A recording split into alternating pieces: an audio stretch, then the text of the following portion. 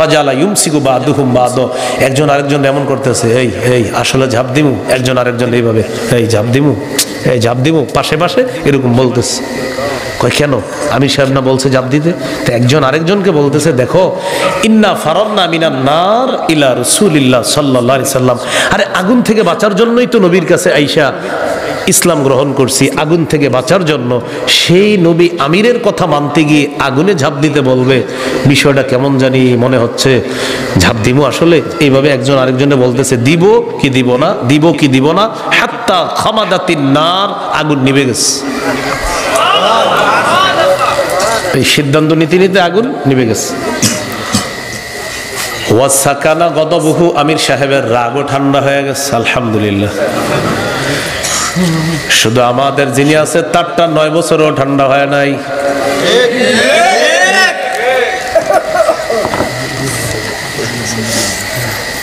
নবীজির কাছে পুরা ব্যাপারটা গিয়েছি, ইয়া রাসূলুল্লাহ আপনি বলছেন আমির যা বলবে তা শুনতে হবে।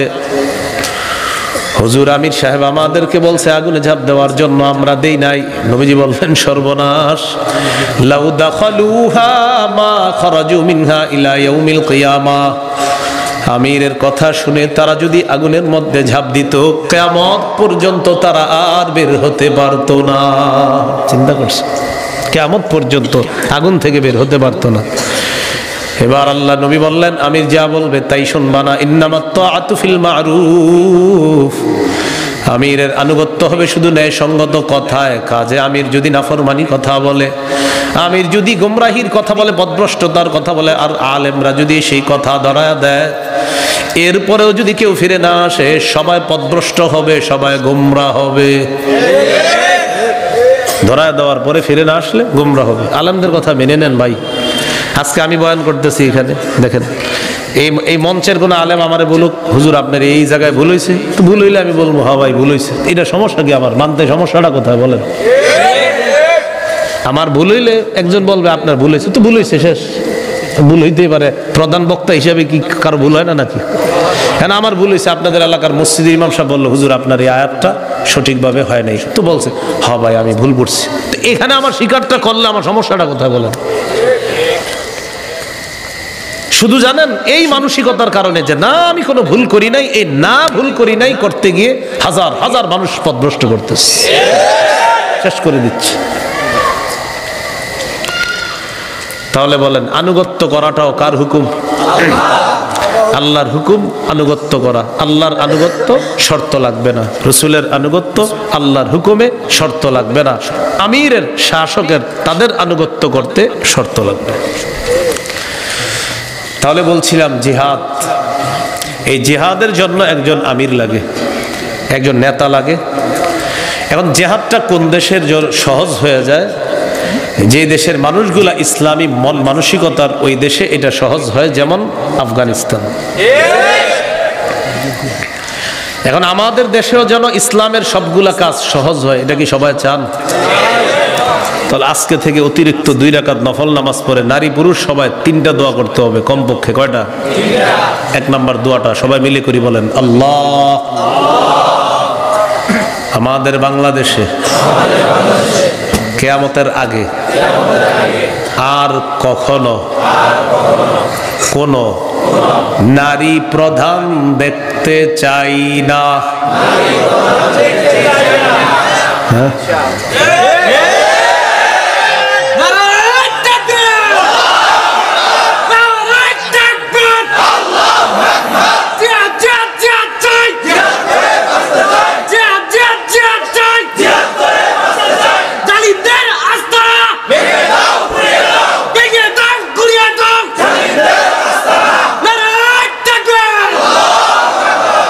তো নারী শাসক চাই না আর বাংলাদেশে কিয়ামতের আগে। এবার সবাই জোরে বলবেন কেন? বলেন, আরো সুন্দর করে বলেন। নবীজি জবাব দিচ্ছে, দেখেন কি বলে নবীজি। قال رسول الله صلى الله عليه وسلم لا يفلح قوم ولوا امرهم امرأتان। বুখারীর বর্ণনা, আল্লাহ নবী বলেন ওই জাতি কিছুতেই সফল হবে না যেই জাতি তাদের নেতৃত্বে কোনো নারী বসায় দেয়। আমাদের নবীজির কথা একদম সত্য কথা। এতগুলা রাষ্ট্রনায়ক পরিবর্তন করলো, যাদেরকে আমরা ফলো করি, যাদেরকে অনুসরণ করি, প্রায় 47 জন শাসক পরিবর্তন করলো, একজনও নারী বানাইলো না। আর এরা খালি কৌশলে বুদ্ধি দিয়ে ইবলিসের গুতা নিতে আমগো দেশে খালি নারী বসাইতে চায়। এরা বুঝছে, নবীর হাদিস নিয়ে এরা গবেষণা করে বুঝছে যে এগুলা প্রধান বানাইলে দেশের উন্নতি হবে না। এই জন্য পুরা দুনিয়ারে এই ফাইজলামির মধ্যে লাগাইয়া দেয়া, নিজেরা বারবার পুরুষ পুরুষ পুরুষ ঘুরায় ঘুরায় পুরুষ বস। এই জন্য আমার সাথে বলেন, বলেন, এক তাগুত ছেড়ে আরেক তাগুত ধরা, বৃষ্টি থেকে বেঁচে ঝর্ণার নিচে দাঁড়ানো।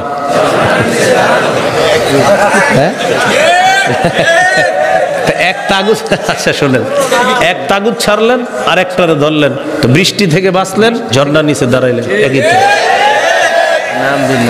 না, আমরা বারবার ভুল করতেছি।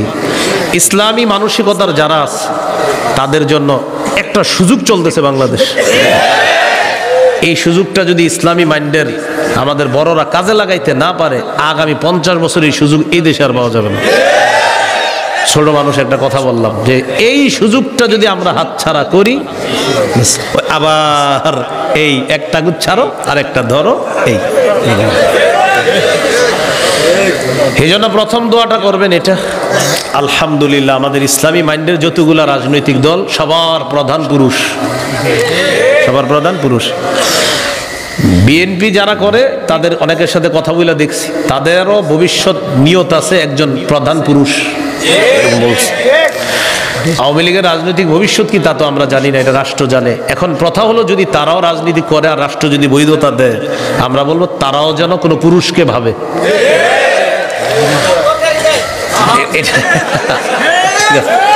বলছি, সুন্দর কথা বলছে না, এটাও আপনার প্রক্রিয়াধীন বিষয়। এখন হলো জাতীয় পার্টি, এটা আবার দুই দল, এক দলের প্রধান পুরুষ আর এক দলের নারী। বুঝে শোনায় হেডারও বলেন যে ভাই এটা প্রধান পুরুষ আনো। মনে রাখবেন, পুরুষরা যখন দায়িত্বশীল হবে আপোষের মধ্যে, তখন তাদের কথাবার্তা, তখন তাদের আদান প্রদান, উঠা বসাটা অনেক চমৎকার হবে। এটার প্রমাণটা আপনি কিভাবে দেখবেন জানেন? এই বর্তমানে যারা সংসদে বসছে এদের সাথে দেখবেন আমাদের রাজনৈতিক দলগুলোর যখন মিটিং হচ্ছে, আলেমরা সুন্দর হাসতে হাসতে কথা বলতেছে, কিন্তু এই হাসিটা আপনি আগে পান না, কিন্তু আগে দেখবেন হুজুরা গেছে কি করবে, কারণ সামনে যিনি বসা ওনার দিকে তো তাকানো যাবে না। আর একটা কথা মুখ থেকে যে মন খুলে বলবে সুযোগ নেই। কিন্তু এখন আপনি দেখেন হাসতে হাসতে মোয়ানাকা করে কোলাকুলি করতে করতে কথা বলতেছে, এটা হলো পুরুষ শাসকের একটা উপকারিতা। তো এই জন্য প্রথম দোয়া করবেন যে আল্লাহ আর এই দেশে আপনি এইটা বসায় না।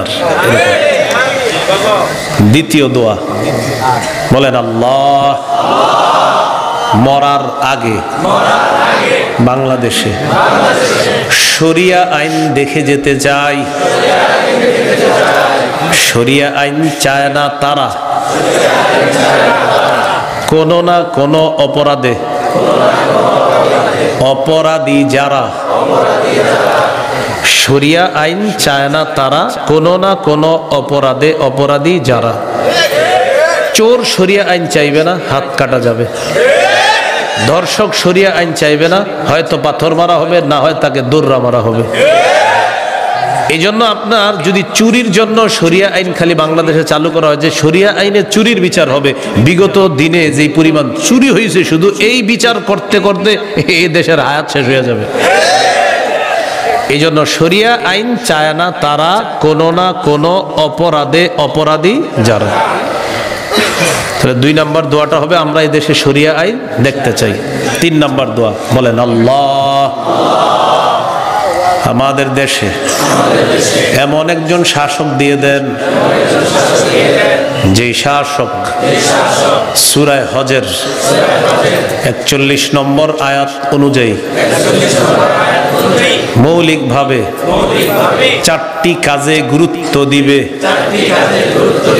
নামাজ কায়েম করা, যাকাতের বিধান চালু করা, সৎ কাজের আদেশ করা, অসৎ কাজের নিষেধ করা। কোন সূরার কত নম্বর আয়াত? 41 নম্বর আয়াতে আছে।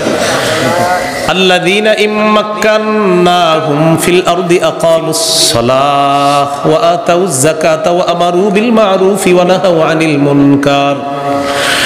আল্লাহ তাআলা বলেন, যাদেরকে আমি শাসন ক্ষমতায় বসাই তাদের মৌলিক কাজ হবে 4টা। আকামুস সালাহ, নামাজ কায়েম করা, ওয়া আতাউজ যাকাত, যাকাতের বিধান চালু করা। আমাদের দেশটা এখনো সুদ ভিত্তিক রাষ্ট্র ব্যবস্থা, আর মনে রাখবেন সুদ ভিত্তিক রাষ্ট্র ব্যবস্থার শেষ পরিণতি ভিক্ষা করা। যাকাত ভিত্তিক রাষ্ট্র ব্যবস্থার শেষ পরিণতি ধনী হওয়া। যার বড় প্রমাণ আফগানিস্তান। সারা দুনিয়া 3 বছর আগে তাদেরকে গণে নাই, এখন আফগানিস্তান কাউরে গণে না। বলেন বলেন সুদে, বলেন সুদে ফকির আরো ফকির হয়, যাকাতে ফকির আরো ধনী হয়। প্রমাণ ইবনে মাজাহ 2269 নম্বর হাদিস, 79 নম্বর হাদিস আছে। নবীজি বলছেন সুদে ফকির আরো ফকির হবে, যাকাতে ফকির ধনী হবে। একজন ধনী মানুষ 100 জনকে সুদের টাকা দিচ্ছে। এই 100 জন কিস্তি সুদ করতে করতে, ওই যে আছে গ্রামগঞ্জে আসে আশা, হতাশা, ভালোবাসা, ব্র্যাক, বেঞ্চ, সোনার বাংলা ইত্যাদি, তো এইগুলা দেখবেন পরিশোধ করতে করতে এই বেচারা আরো ফকির হয়, একজনে ধনী হয়। সুদে একজন হয় ধনী, 100 জন আরো ফকির হয়। যাকাত 10 জনে মিলে একজন মানুষকে যাকাত দিলেন, প্রত্যেকে দিলেন 10,000 টাকা করে, 10-10-এ 1 লাখ টাকা দিলেন। ও একটা ব্যবসা শুরু করছে, আগামী বছর এই ফকির যাকাত দিবে। সুদে ফকির আরো ফকির হয়, যাকাতে ফকির ধনী হয়। তাহলে আদর্শ রাষ্ট্রনায়ক যিনি হবেন 2 নাম্বার, রাষ্ট্রীয়ভাবে যাকাতের বিধান চালু করবে। 3 নাম্বার ওয়া আমারু বিল মা'রুফ, সৎ কাজের আদেশ করবে। 4 নাম্বার ওয়া নাহাউ আনিল মুনকার, অসৎ কাজ থেকে নিষেধ করবে। এই হলো 4 গুণওয়ালা শাসক আল্লাহর কাছে চাইবো। বলেন ইনশাআল্লাহ। তাহলে জিহাদের একজন নেতা দরকার, একজন আমির দরকার, একজন শাসক দরকার। জিহাদ করব কিনা মানসিকতা দরকার। মানসিকতা কোন দেশে সহজ হবে? যে দেশে ইসলাম কায়েম হবে। ইসলাম কায়েমের সুযোগ কখন? এই এখন মুসলমানরা, আমরা বাংলাদেশে ইসলামের একটা সুযোগ আছে, এই সুযোগটা আল্লাহ দিছে, এটা আমাদের হাতছাড়া করা, এটা আমাদের জন্য যাবে না। আল্লাহ কথাগুলো বোঝার তৌফিক দান করে। الله الله لا إله إلا الله الله الله الله الله الله